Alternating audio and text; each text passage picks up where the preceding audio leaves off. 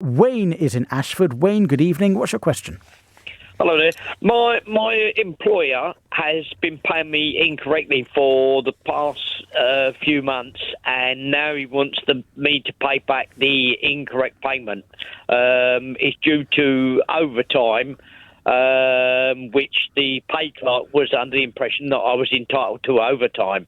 And he said that it wasn't agreed at the inception of the job, and we've signed no contract, although I'm under the understanding that a signed contract doesn't need to be signed. Just the fact that I'm doing the work and they're paying me is contract in itself. So there's no written contract, Wayne? Pardon? Is there a written contract? No, there isn't a written contract, Okay. but I'm under the impression that a written contract is not required for most of it anyway. What do you do, Wayne? I'm a lorry driver. Right, and you said you live in Ashford. You mentioned a pay clerk. Are you sure you don't live in 1974? Because I haven't heard that phrase for a long, long time. Well, the lady that deals with the hours that I work, I refer to her as a pay clerk. Okay. Yeah, I am. Are you paid by the hour or for the job? No, by the hour, and I'm paid PAYE.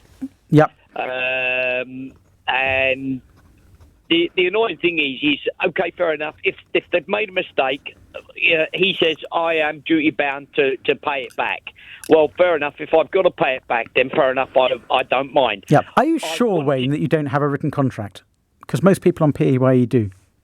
No, I haven't got a written contract. Is there any letter that you were sent when you started the job setting out your terms and conditions? No, the job was agreed over the telephone from an advert on Facebook. Right, well, it's this simple then. If you agreed an hourly rate...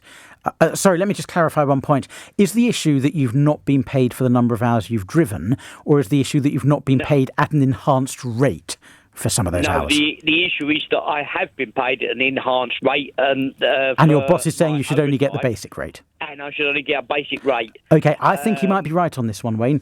I think you might be right, because if there's no agreed contractual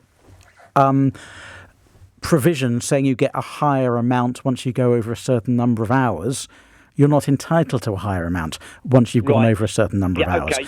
Now, So there are... Wayne, just let me finish. There are two exceptions to that. Exception number one is if custom and practice says otherwise. So if every other driver gets overtime, you'll be in a better position. Exception number two, it's linked to it, is if there's a collective agreement with a union which says that you should get overtime. Do either of those exist? I would say that there's no union in the place because it's a family-run business. But there is another guy who does the same. There's only two of us as drivers. Okay, so just one other guy isn't going to be enough to establish custom and practice, I'm afraid. Wayne, I'm really, really sorry. I think your employer might be right on this one. Well, I think your employer is definitely right on this one. And the best you can do, I suspect, is to agree a time frame for paying him back. Because he'll know he's made a mistake here. I wanted to pay him back 3 instalments because it's £750. I wanted to pay him back in 3 instalments. That sounds very generous of you. But he wanted it all back in one go. But So which I've presumably come you can't home do. this week. I've come back this week with no money at all, and no pay slip.